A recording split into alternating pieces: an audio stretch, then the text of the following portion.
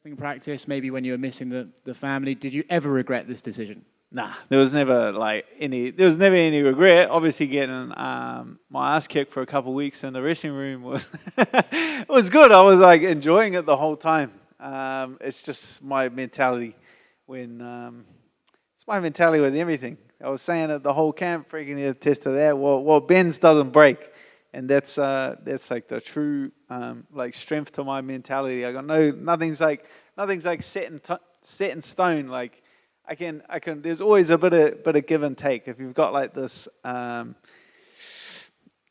a locked on opinion of yourself that you're like this indestructible monster, and then you get like out wrestled for 2 weeks straight, like you're obviously going to be, then you're going to have those self doubts. But I just had the confidence that it's going to come right, and it did. It came right. The last week was good. Came right, stuffing takedowns, feeling sharp, feeling strong, feeling fit. Everything come good, just as I expected it to. So kind of sort of back-to-back camps, right? I know the first one wasn't the most ideal camp, but was it nice to get that little break of days with Volkanovski and the partying, just to freshen you up before this one? Yeah, it's like a really cool mix. Like like the last camp was obviously had its own struggles, but I didn't have those like hard rounds of sparring. I didn't have those grueling wrestling rounds, which I did this one. So when I came into this one, my body was fresh, my joints were fresh. I'm glad it wasn't 8 weeks of this. I'm glad there was only 3 weeks of this, because I'm sure I was starting to fall apart. So I was very glad that it was only like a 3 week camp. But I got those rounds in. So coming into this second camp, my body was fresh and it was good to go. How does this fight feel to you? How compared to the usual workload? What's the media been like for this one? Because from the outside looking in, it feels like a big fight. They were all pretty busy. They were pretty busy. Once you get to pretty much get to know everyone, it's kind of cool. They just like send you a message, and it's kind of just like you're having it's more like you're having a catch up with your mates than like you got to kind of think about it. I don't sit down and think about what I'm going to say or anything like that. It's just you just have a phone call with your mates a couple of times a week, and then all of a sudden there's videos up everywhere. Which do you think's better? Beating a guy that the fighters know is a legit guy, but the fans might not have cottoned on to yet, or a guy like Islam where they're already saying, like, this guy's a champion and he's got all the hype behind him? Which do you prefer to beat? Both. Yeah, all of them. Yeah, like that's you can't control everyone else's perception of a fight. Like I can't control the narrative of a fight. It's just painted the way it's painted. He's a mix of both. Like he's a guy that like a specialist, very very specialist skill set, was doing some pretty incredible things. Now he getting the last couple of fights, getting the recognition for it, which has obviously caught the attention of a lot of the elite level guys. Now it makes sense to get out there and fight him. Do you know who Hasbulla is? Does it upset you that he's going to be here supporting Islam this week? Who's the other bloke? Who's the guy on my team? Abdul's on my team.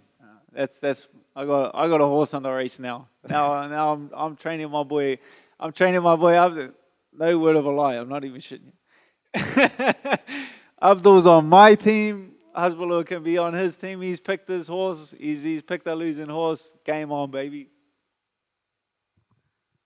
Everyone keeps asking you, like, how's wrestling been? Everyone talks about the Dagestani wrestling, but how is Islam striking when you're watching him fight?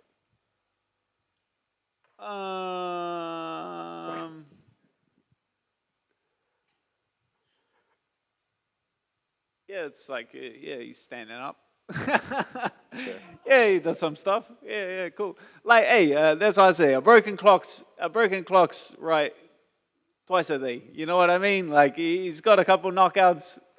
He's hurt some people. He can strike. Obviously, it's purely to set up his takedowns. Like that's genuinely what like his striking is, to set up his takedowns. Was there any actual conversation in making this a 5-round fight? I saw you guys tweeting about it. Well, I like kind of kicked the bucket, and then and then I got on a plane and come here. So I haven't run into any of the UFC higher ups. So I don't know. Like I've put it out there. If it gets switched, mate, they could switch it whenever. Like you're telling me ringing the bell 2 more times is going to cause that much drama? Like it's not that difficult of a decision to make. I'm willing to do it. If the UFC want it, like let's get it done. He said it's going to be bad for me. I'm gonna take that as a yes. I'm gonna take that as he's game for 5 fights. So whether they do it now, whether they do it tomorrow, whether they do it after weigh-in, whether I get to the venue on Saturday night and they say no, it's 5, not 3 rounds. Like good to go. Like I'm game for that. Let's do it. We spoke with Drew Dober before his fight, and even there was that stretch of time when people thought maybe Michael Chandler would fight him for his debut. They said their DMs just blew up with Russian fans threatening their lives, saying you're going to die, this and that, when they were just tied to a fight with Islam. How did your DMs react when you finally got this fight? Mate, I've had Russians in the DMs for a long time, but I don't know where that would have possibly started, but it's been for years. I've had years. I'm immune to it. Honestly, like you're just barking up the wrong tree if you think you're going to get under my skin with any computer talk. Like a computer's computer, you know what I mean? Like face to face is a whole different story. And yeah, not many tough guys in your face. Hi, Dan. The first question is, I think it's been a long time since you had normal preparation for a fight. Even it seems like every camp is doomed in a way. So, did you miss having a normal, proper preparation? I've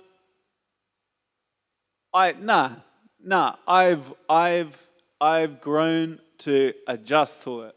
Like that's like one of the major lessons that I took from like the losses was like coming through those losses. If I were to sit back and think, oh man, if everything was perfect, I would have won those fights. I feel like that's the wrong way to look at it. Instead of changing the circumstances leading up to the fight, I just changed my attitude towards it. Whereas, initially after that, I was like, man, the next one I want a full camp. I want this. I want my coaches. I want everything to be perfect. And then I came to the realization that I need to give up on that because these are pandemic times. We need to keep the ball rolling. I want to get out there and compete. I need to change my attitude. That's what I did. So I went away and I changed my attitude. And championship mentality, and a champion can adjust whether it's in a fight. A champion can adjust whether it's in training. So that's what I did. No matter what these challenges are, I have a championship mentality, and I adjust to it, and I evolved past it, and I made it work. And I did that with the last fight, and I did it with this fight, where I have absolutely no excuse. Regardless of these circumstances, I am 100% confident in my preparation for this fight, and I'm excited to go out there and put on a show. And you're becoming a fan favorite with every that kind of decision and the fight. But I wonder how your family reacts to these things. To being to taking the next fight like right after the previous. Oh, my family knows me. They know me. They don't give me too much credit for it. They still think I'm an idiot, but they're cool. Like the family's good. They get behind you and support you. They're just excited to see me do well. As long as I'm in a good place, which I am, like in a good place physically, in a good place mentally, it ain't. There's nothing to it but to do it. I'm just excited. So once they see my enthusiasm for it, then they obviously support it. Okay, and last one from me. I think this fight is like hidden gem on the card, right? People expect fireworks. After studying Islam, do you think that the hype is real about him, or he's overrated? No, I think that's that like train of thought never appealed to me, or I never understood like discrediting an opponent's achievements leading into a fight, because then you're just like, then when you beat them, you're just downplaying your own achievements. You know what I mean? So I have no intention to nitpick his past or nitpick any of his achievements and kind of downplay him. That's not even how I approach it mentally. I want to fight him. I want to fight him because he is a specialist. I want to fight him because there is so much intrigue. I want to fight him because he is considered the best grappler in the division. I want to fight the best people in the world, and he is considered one of the best people in the world. That's why I want to fight him. I don't want to fight him because I think he's an easy target or anything like that. So yeah, I'm not. Never doesn't make sense to discredit him. So I 100%. He's deserved everything he's achieved. This is his party. I'm just here to spoil it. That's my whole plan. Okay. Thank you very much, and best of luck on Thank you. Saturday. Hey, Dan. We've seen you in the gym and doing some training in Dubai. What are your experiences of the UAE, and how much you're looking forward to fighting in Abu Dhabi on Saturday? Oh yeah, for sure. Like well, I got stuck here after my last fight for 4 or 5 weeks, and I made the most of it. Went to TK MMA, and had great experience. It was a good team. It's like you can definitely feel it. Like it's just a bustling. It's a bustling MMA kind of mecca. It's like the same kind of feeling as Thailand. Like everyone comes here. It's like a very central place. Everyone can come and train, and it felt very much like Thailand. There were a lot of friendly faces from Thailand as well, because they were getting at that time they were getting stuck out of there. So it was great training. Had people from all over the world, getting some great rounds in with guys from Russia, guys from all throughout Europe. It was an incredible experience. I feel like, the UAE, Abu Dhabi, Dubai has got a massive future in terms of mixed martial arts. We've seen in the past a real vociferous, big support for the Russian and Dagestani fighters. How much do you relish the opportunity to walk into a kind of away fixture? Oh, I love it. I love, they're equally as exciting to me, whether it's main eventing a sold-out show in your hometown or going out there and everyone's like, everything is energy, whether there's 10, 20,000 people screaming for you in support, or there's 10, 20,000 people wanting your blood. Like, both of those get me just as excited. I relish this opportunity like nothing else. Like that's the way I'm approaching this fight. Is that I'm coming over here to the foreign shore, away from home, and I'm coming to spoil the party. I'm coming to raid these shores and take all this gold back to Las Vegas. That's where I'm going. All the best. Thank you. Hi, Dan. Yo. Is there an update on New Zealand and when you can get back home after this weekend? No. No, they have it's like a lottery. You just enter the lottery. I think there've been like four or five since I took the fight, and no dice. I'm just focusing on. So after this fight, I go back to Las Vegas.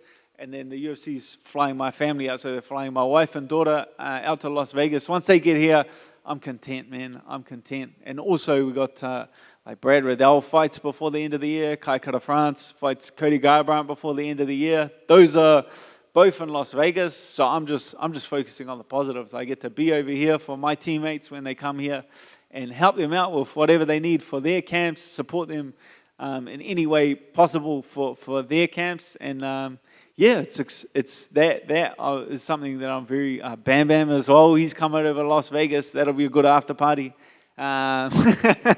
There's nothing but positives. That's all I'm thinking of. And then as soon as New Zealand will let me back in, I'm sure I'll return back to New Zealand. What sort of plans do you have with your family in Las Vegas throughout the rest of the year? Not too sure. I take everything as it comes. My wife's got family in New York and Manhattan, so I haven't really thought past Christmas in New York. We got all those 3 fight shows: Bam Bam, Brad Riddell, Kai Kara France, New York for Christmas. Israel's up in February. I'll be on that card as well. Let's get it going. Like the future is bright. Is there an update on city kickboxing and whether on the relocation to America to sort of bypass or circumvent restrictions on getting back into the country? Yeah, well, that's like Kai and Brad. That's two more guys that are stuck here. Both of those guys don't have vouchers to return home, so that's two more guys that are stuck here before the end of the year. But in terms of like the decision on that, that's above my pay grade. I'm not. that's for our coaches and our like our management teams to kind of figure that all out. That's yeah. Thanks, Dan. What's up, Dan? How you going? I'm doing great, and you? I'm Not bad. I'm from Russia. Moreover, my name is Islam as well. So Nice. the question is, I've noticed that you are a huge betting underdog in this fight. So please name 3 arguments not to bet against you. Not to bet against me. Yes. I don't feel like it's my place to try and convince people how I'm going to win. They can go back and watch my fights, and they'll know that that's not. I don't want to change the line too much before the boys get their money down in on me. You know what I mean? Like it's time for the boys to make some money. Like I'm gonna throw a few dollars down on myself as well. Like I don't want that line to shift too much before I get my money in. So yeah, it's not my place to justify. I'm relishing that. I'm relishing that 4-1. Oh baby, we're getting paid. Thank you, sir. No worries.